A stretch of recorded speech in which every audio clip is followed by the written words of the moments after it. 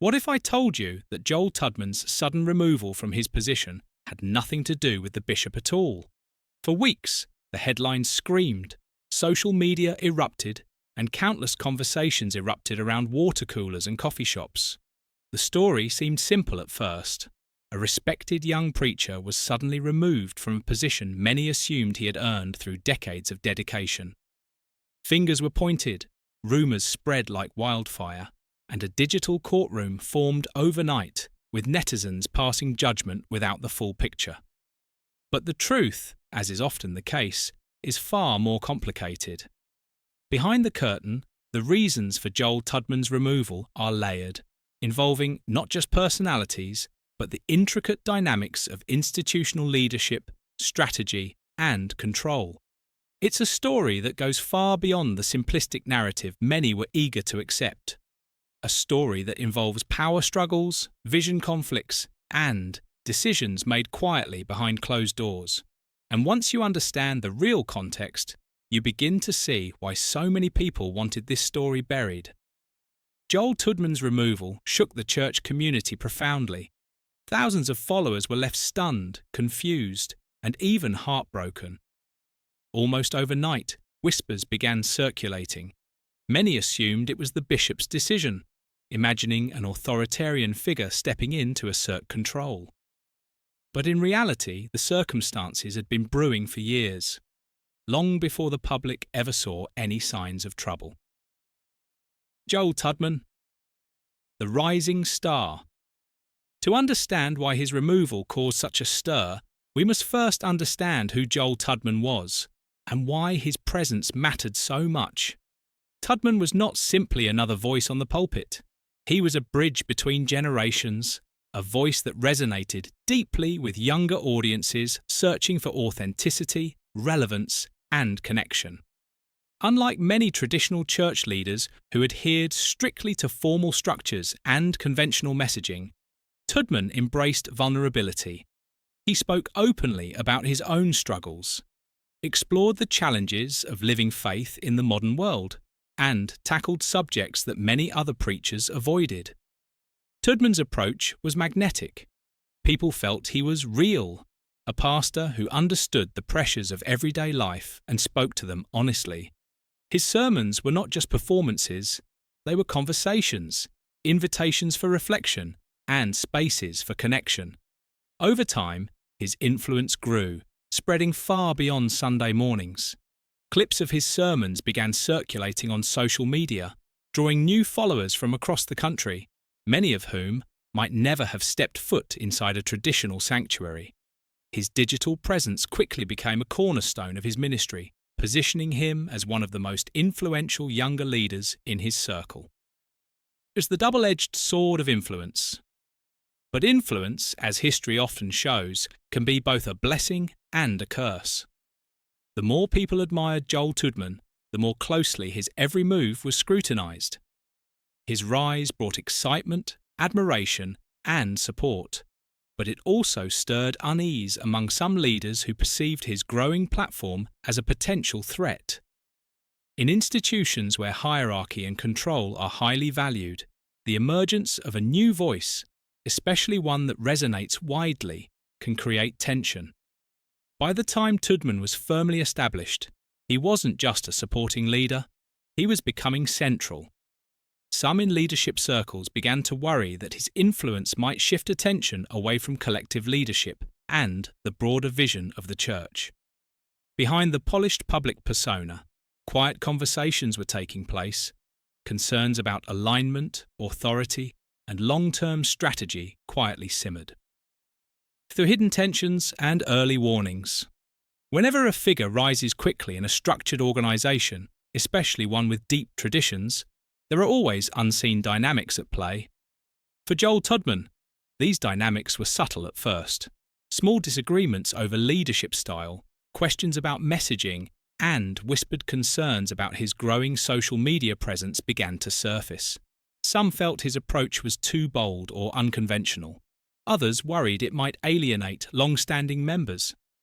His popularity among younger audiences, while celebrated by many, was viewed as a potential disruption by those prioritizing tradition and stability. Leadership meetings began to take on a different tone. Discussions that had once focused on ministry growth increasingly shifted toward questions of control, influence, and long-term strategic alignment. Slowly, the gap between public perception and private reality widened. The differing visions of ministry. Tudeman's approach to ministry often clashed, at least philosophically, with the established leadership. He openly addressed issues that some preferred to handle quietly, and his transparency, once a source of connection with followers, made certain leaders uneasy. Traditional leadership often seeks to control the narrative to ensure stability and uniformity, while Tudeman encouraged dialogue, honesty, and engagement. These differing visions created tension. Was he emphasizing individual expression over collective goals? Was his growing visibility inadvertently creating a new center of influence? Questions like these, though rarely made public, quietly shaped the decision-making process leading up to his removal. The breaking point. Every story like this has a breaking point, a moment when months or even years of quiet tension escalate into a public decision. For Joel Tudeman, that breaking point wasn't a scandalous misstep. It was the culmination of cumulative concern about alignment, influence, and authority. Private meetings were convened, some highly formal and strategic, others more casual but no less serious. Questions were raised. Was Tudeman fully aligned with the church's vision? Was his personal brand beginning to eclipse collective leadership? Could he be trusted to remain under authority while continuing to grow his influence? Despite Tudeman's assurances that his goals were never self-serving, leadership's concerns persisted. To them, the potential of him operating independently was too great a risk. What might happen if one man's voice became louder than the institution itself? In tightly structured organizations, such a scenario is often viewed as a threat, regardless of intention. The official announcement. When Joel Tudeman's removal was finally announced, the messaging was crafted with extreme care.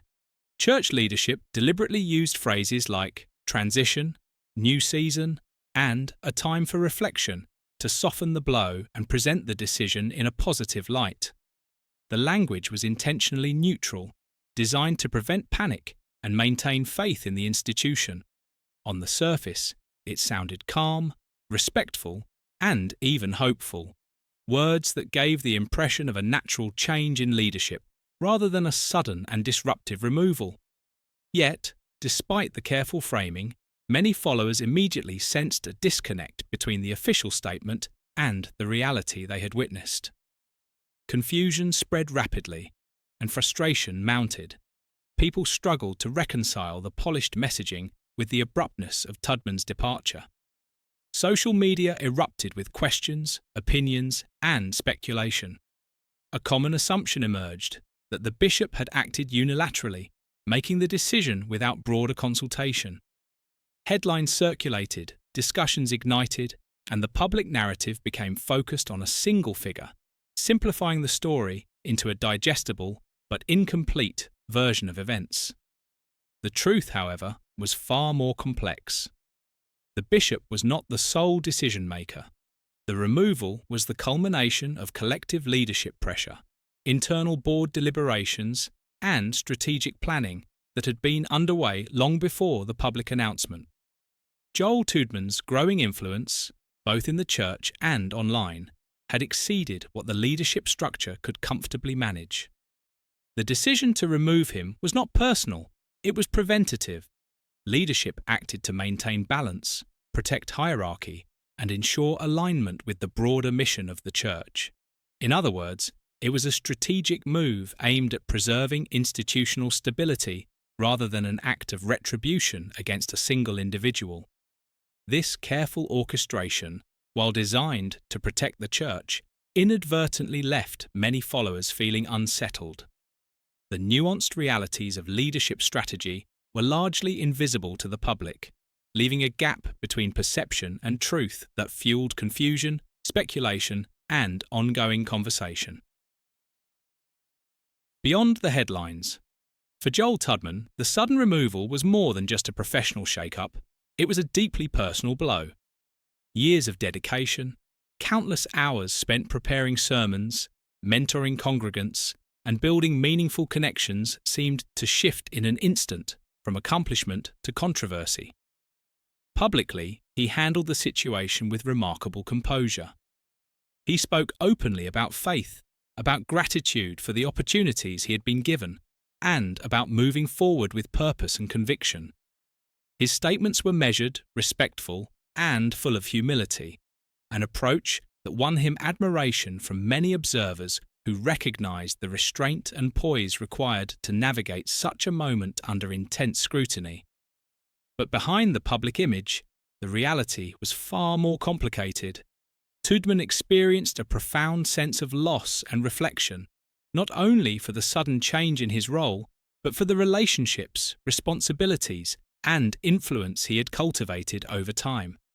Friends, colleagues, and mentors within the church offered quiet support, acknowledging the difficulty of being removed from a platform he had grown into organically through authenticity, hard work, and a commitment to connecting with people's hearts. The experience forced him to confront the realities of institutional politics, hierarchy, and the delicate balance between personal vision and collective leadership. It was a moment that demanded both emotional resilience and spiritual reflection, a moment that would shape the next chapter of his ministry.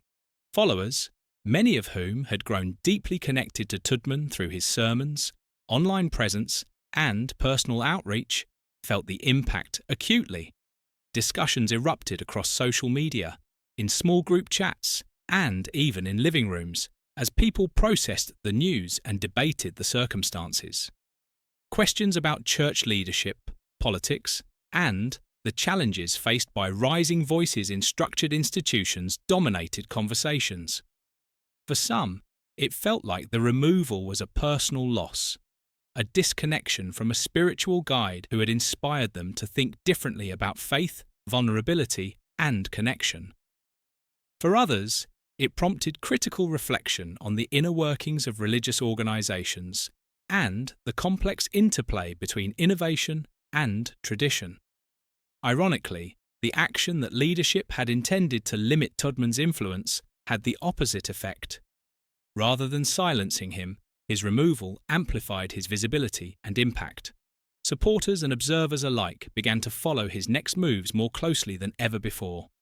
Every statement, every message, and every public appearance was scrutinized, shared, and analyzed.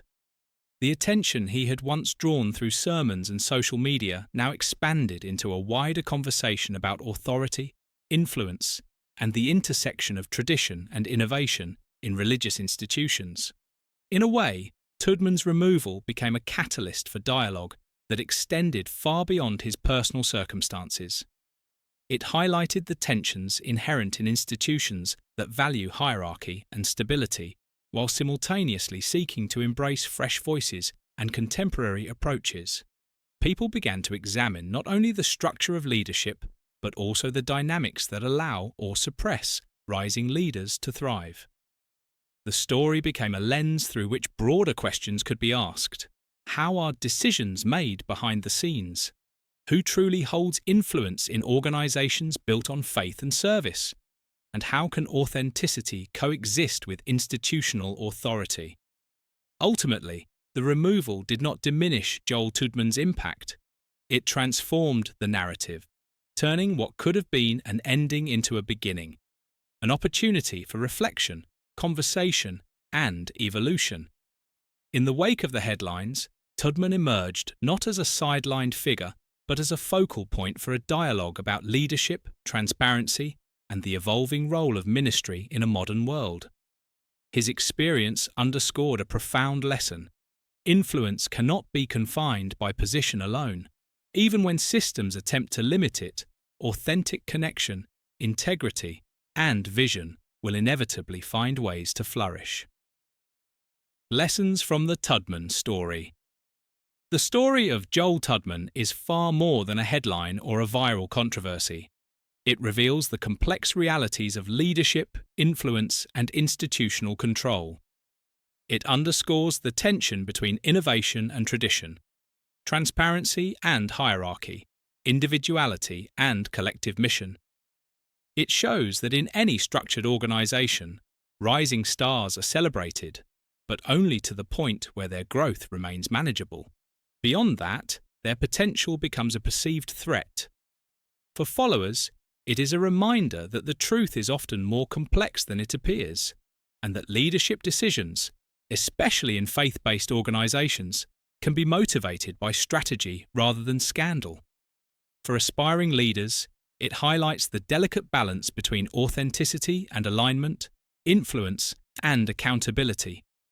Ultimately, Joel Tudeman's removal demonstrates the intricacies of power, the fragility of public perception, and the resilience required to navigate the intersection of faith, leadership, and personal vision. His story is a lesson in both caution and courage, a reminder that impact often comes with scrutiny, and that influence, no matter how well-intentioned, must navigate the currents of institutional politics.